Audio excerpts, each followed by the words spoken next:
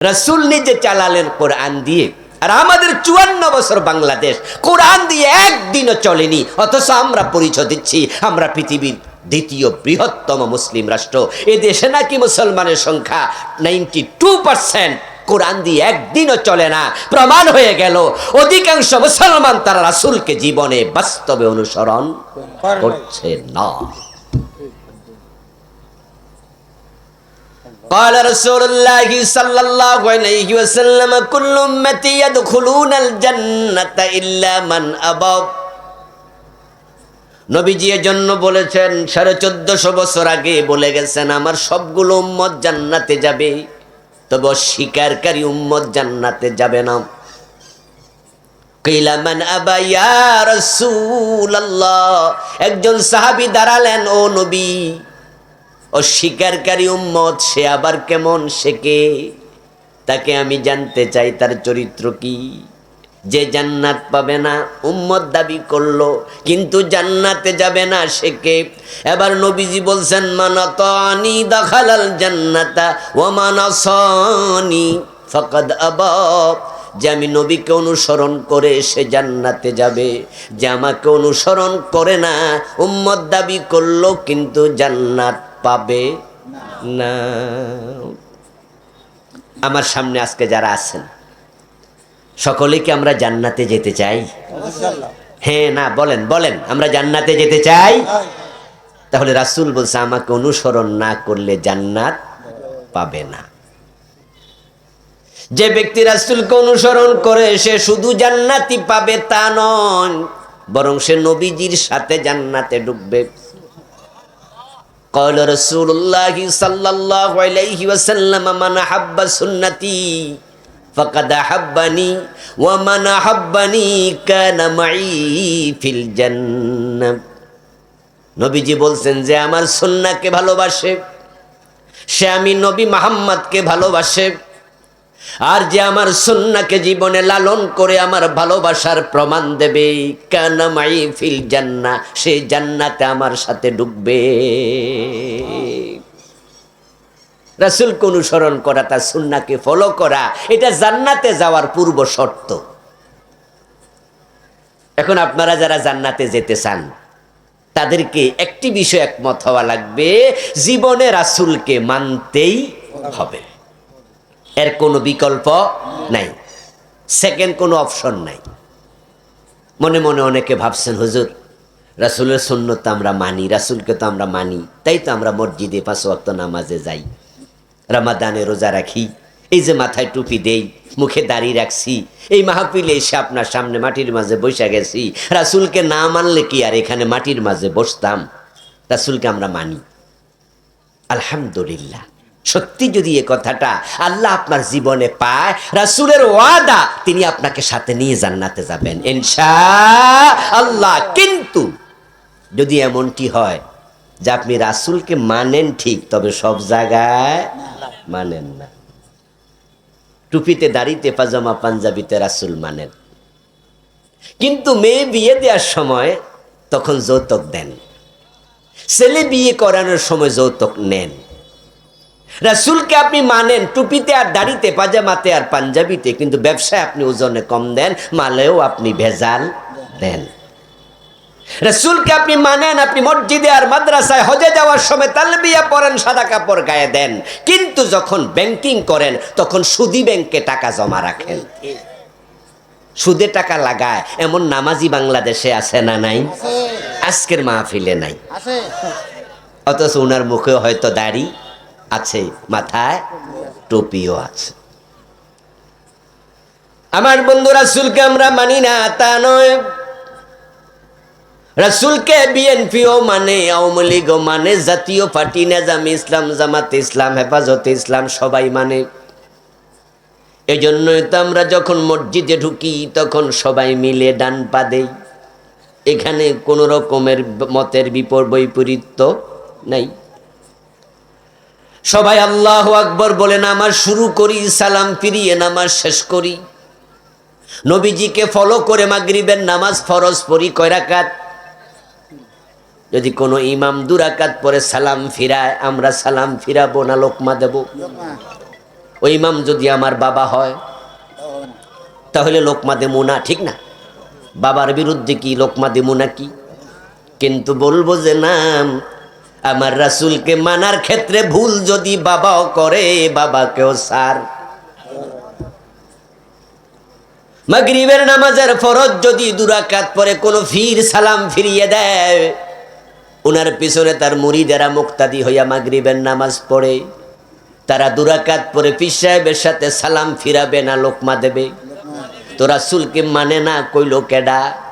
এই যে রাসূলকে মানার কারণে পীর সাহেবরও সার দেয় নাই, বুঝাইয়া দিল আমার রাসূল মাগরিব পড়েছেন 3 রাকাত ফরজ, এর সাথে যদি পীরের নামাজ না মিলে ফিরকেও সার দেব না, আমার রাসূল ছাড়া কাউকে মানি না।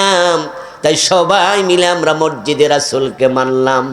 কিন্তু দুঃখজনক কথা হলো, মসজিদ থেকে বাইর হইয়া এমপি হইয়া রাষ্ট্র চালাইলাম, মন্ত্রী হইয়া মন্ত্রণালয় চালাইলাম, বিচারক হইয়া হাইকোর্ট সুপ্রিম কোর্ট জজ কোর্ট চালাইলাম, মসজিদে যে আল্লাহ এবং রাসূলকে মানি, আদালতে আল্লাহ রাসূলের আইন মেনে একটা মামলার রায় আর দেয় না। আপনাদের সাতক্ষীরা জজ কোর্ট আসেনি? ওই জজ কোর্টে জোহরের নামাজ পড়তে গেছে জজ সাহেব, বিচারক। জোহরের নামাজ পড়তে গিয়ে ইমাম সাহেবের সাথে শরিক হলো।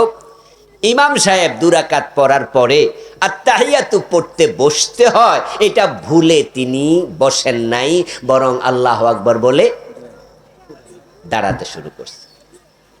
পিছন থেকে আমরা যারা মুক্তাদি আছি, আমরা কি দাঁড়াবো না লোকমা দেব? কি বলে দেব? সুবহানাল্লাহ বলে দেব, আল্লাহু আকবার নয়। বাংলাদেশে কে বা কেডা এটা ঢুকাইছে আমি জানি না, এটা নবীজির সুন্নাহর খেলাফ। নবীজি সাল্লাল্লাহু আলাইহি সাল্লাম শিখিয়েছেন লিররিজালিত তাসবিহু ওয়া লিন-নিসাঈত তাসবিহু। রাসূল বলেছেন যদি ইমাম ভুল করে, পুরুষ মুক্তাদি তারা সুবহানাল্লাহ পড়বে। তাসবিহ, তাসবিহ মানে কি? সুবহানাল্লাহ। আর যদি মহিলা মুক্তাদি থাকে, তারা মুখে কিছু বলবে না, বরং তারা হাতের উপরে এভাবে আওয়াজ করবে। পুরুষেরা সুবহানাল্লাহ বলবে। এখন কে বা কারা বাংলাদেশে সুবহানাল্লাহ ধাক্কা দিয়ে সরাই আল্লাহু আকবার ঢুকাই দিছে, এটা আমি জানি না। তাহলে এখন থেকে আমরা ইমাম ভুল করলে আমরা লোকমা দেব কি শব্দে? সুবহানাল্লাহ শব্দে। আচ্ছা, জজ সাহেব লোকমা দিল, ইমাম 2 রাকাত পরে আত্তাহিয়াতু পড়তে বসে নাই, ভুলে দাঁড়িয়ে যাচ্ছিল। জজ লোকমা দেয়, আমরাও লোকমা দেই। আলেম ওলামা ভাইয়েরা একটু জবাব দিয়েন, জোহরের নামাজে 2 রাকাত পরে আত্তাহিয়াতু পড়ার জন্য বসা ফরজ না ওয়াজিব? হ্যাঁ, আলেমরা ওয়াজিব বলতেছে, যদি আরো বড় আওয়াজ আমি চাইছিলাম, অনেকে আবার আওয়াজ জোরে কয় না, আস্তে আস্তে কয়। আর মাসালাটা জেনে রাখেন, 2 রাকাত পড়ে আত্তাহিয়াতুর জন্য বসাটা কি? ওয়াজিব। শেষ বৈঠক ফরজ, মাঝের বৈঠক কি? ওয়াজিব। ওই জজ সাহেব মাসালা জানে, 2 রাকাত পরে বসতে হয়, এটা ওয়াজিব। ওয়াজিব তরক করলে সাউ সেজদা দিতে হয়, এটা তো জানেন নাকি? এখন ইমাম সাহেব হুজুর লোকমা খাইয়া তিনি বসে গেলেন, আত্তাহিয়াতু পড়লেন, তারপরে যথারীতি নামাজ শেষ করলেন। এবার জজ সাহেব চলে গেল জোহরের নামাজ পড়ে, তারপরে নাস্তা পানি, দুপুর বেড়ার লাঞ্চ খাইয়া টাইয়া, তারপরে এবার চেয়ারে বসে তিনি চুরির মামলার রায় দেবেন। গত 6 মাস ধরে একটা মামলা চলছে, আজকে রায় শুনানি হবে। উনি যখন বললেন যে এই মামলা চুরি করে চমক 10 লাখ টাকা, এটা সাক্ষী প্রমাণে সাব্যস্ত হয়েছে, এই কথা বলার পরে এবার চোর যখন চুরি করে, চোর ধরে হাত কাটার আইন দেয়া, এটা কি নফল না ফরজ? চোর ধরে হাত কাটার কথা আল্লাহর কোরআনে আছে কিনা? আমার রাসূল বলেছেন, আমার মেয়ে ফাতেমা যদি চুরি করে, আমি ফাতেমার হাত কেটে দেব। আল্লাহ তাআলা বলেন, আস-সারিকু ওয়াস-সারিকাতু ফাকতাউ আইদিয়াহুমা জাযাআম বিমা কাসাবা নাকালাম মিনাল্লাহ। চোর নারী হোক আর পুরুষ হোক, চোর ধরে হাত কেটে দাও, এটা আল্লাহর অর্ডার। এই জন্য নবীজি বলছেন আমার মেয়ে চুরি করলে তাকেও ছাড় দেওয়ার কোনো সুযোগ নেই। এখন জজ সাহেব যখন আদালতের চেয়ারে বসলো, এই 54টা বছরে বাংলাদেশে চোর ধরে হাত কাটার রায় কয়জন জজ দিছে? কথা বলে না ভাইয়েরা, কয়জনে দিছে? বাংলাদেশে চোর নাই, আদালতে চুরির মামলা নাই, কিন্তু হাত কাটার রায় দিছে। হাত কাটার রায় দেয়া নফল না ফরজ? ওয়াজিব না ফরজ? কিন্তু ইমাম যখন ভুল করছিল, ভুলটা ছিল কিসে? ওয়াজিবে। ওই যে 2 রাকাত পড়ে তাহিয়াতু পড়ে নাই, ভুল করছিল। জজ সাহেব ইমামের লোকমা দেয় ওয়াজিবে, আদালতে নিজের ফরজের খবর নেই। মসজিদে গেলে আমরা রাসূলকেও মানি, আল্লাহকেও মানি, কিন্তু আমরা আদালতে আর মানি না। আমরা এমপি হইয়া সংসদে যখন ঢোকে, সংসদ ভবনের ভিতরেও কিন্তু মসজিদ আছে। একবার এমপিরা যেখানে একটা রুম আছে, এমপিদের রুম, ওখানে নামাজ পড়ার জায়গা পাশেই আছে। আমিও ঢুকছিলাম ওখানে, জোহরের নামাজও পড়ছি, তবে এমপি হইয়া ঢুকি নাই, দর্শক হইয়া ঢুকছি আর কি। ওখানে জোহরের নামাজের জায়গা আছে, আসরের জায়গা আছে, মসজিদ আছে।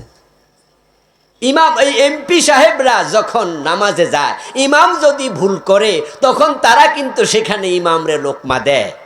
আবার নিজেরা যখন চেয়ারে আইসা বসে তখন রাসূলকে মানে নাই, তাই হুজুরে লোকমা দিছে। কিন্তু 300 এমপি আল্লাহর আইনে দেশ চালায় না, এজন্য কেউ কোনোদিন ভাবেও নাই রাসূলকে এখানেও মানা ফরজ, চিন্তাতেও নাই।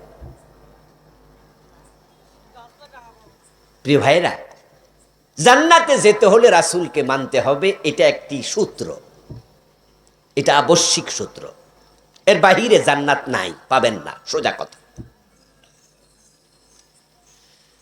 এখন আমরা সুবিধাবাদী মুসলমান, আমরা সুন্নাহ মানি ততক্ষণ, বিপদ আপদ নাই যতক্ষণ। ইসলাম মানি সেখানে মজা আছে যেখানে, যেই কথায় মামলা খাওয়া লাগবে, যেই কাজ করলে জেলে যাওয়া লাগবে। রাসূল এবং কোরআনের পক্ষে যদি মিছিল করেন, মিটিং করেন, রাজনীতি করেন, কোরআন দিয়ে দেশ চালাইতে যান, তখন রাজাকার বলে জেলে দেয়া হয়।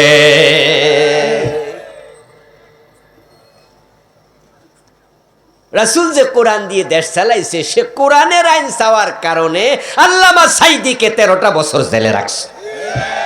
অথচ আল্লামা সাইদি রাজাকার ছিলেন না। আল্লামা সাইদি রাহেমাহুল্লাহ যে রাজাকার না, এটা শেখ হাসিনাও জানে। আর যুদ্ধাপরাধী তো বহু দূরের কথা, এটা তো আরো জঘন্য ব্যাপার। আরে যুদ্ধাপরাধী কারা হয়? যারা যুদ্ধ করে। কথা বোঝেন নাই? যুদ্ধাপরাধী মানে কি? যুদ্ধ চলাকালে যারা 2 গ্রুপ যুদ্ধ করছে, ওই যুদ্ধের মাঝে লুট করছে, দর্শন করছে, খুন করছে, ওরা যুদ্ধে গিয়ে অপরাধ করেছে, যুদ্ধযোগ অপরাধী, যুদ্ধাপরাধী। তো যুদ্ধ তো হয়েছিল পাকিস্তানি সৈন্যের সাথে, ইন্ডিয়া এবং বাংলাদেশের মুক্তিযোদ্ধাদের। এখন যারা আল্লামা সাইদি আছে, নিজামী আছে, তারা কি যুদ্ধ করছে? তো তারা যুদ্ধ অপরাধী হয় কেমন? তারা যুদ্ধই করে না। আপনি কি বিবেক নাই? বোঝেন না কথা? আরে যুদ্ধ না করলে অপরাধী হয় কেমন? যুদ্ধ অপরাধী হয় কেমন? ওরা তো যুদ্ধই যায় না। এই আলী হাসান, মোহাম্মদ মুজাহিদ, আব্দুল কাদের মোল্লা রাহেমাহুমুল্লাহ, মীর কাসেম আলী, ওরা কি যুদ্ধ করছিল? যুদ্ধ তো করছে পাকিস্তানের সৈন্যরা আর বাংলাদেশের মুক্তিযোদ্ধারা, সাথে যোগ দিয়েছে ইন্ডিয়ার সৈন্য। ঠিক কিনা? ঠিক কিনা? তো ওরা যুদ্ধ করে না, যুদ্ধ অপরাধী হয় কেমন? আগে শুনতাম ওরা রাজাকার, কিন্তু গত এই জালেম সরকার আইসা কয় যে রাজাকার শব্দ দিয়া ফাঁসি দেয়া যায় না, কারণ রাজাকার শব্দের অর্থ হলো সাহায্যকারী। কথা বুঝছেন? রাজাকারকে বাংলায় বলে স্বেচ্ছাসেবক, আর প্রকৃত শব্দটা হলো রেদাকার। কার কার কার মানে করা, রেদা মানে স্বেচ্ছায় করা। কার থেকে কারওয়ান বাজার, আমাদের ঢাকা একটা জায়গা আছে না ফার্ম গেটের পাশে, যার নাম কি কারওয়ান বাজার, সেখানে লোকেরা কাজ করতো, স্বেচ্ছায় কাজ করে, এই জন্য কারওয়ান বাজার বলে। রেদা কার, কার মানে করা, রেদা মানে স্বেচ্ছা, ইচ্ছা করে কাজ করা, এই জন্য রাজাকার মানে হচ্ছে স্বেচ্ছাসেবক। তো তো ওরা দেখছে যে রাজাকার শব্দ দিয়া ফাঁসি দেয়া যাবে না, কিন্তু যুদ্ধ অপরাধী দিয়া ফাঁসি দেয়া যায়। এই জন্যই জালেমগুলো, যেই লোকেরা যুদ্ধই করে নাই, ওদেরকে যুদ্ধ অপরাধী বানায় ফাঁসি দিয়েছে। ওদের উপর আল্লাহর গজব পড়েছে জন্য।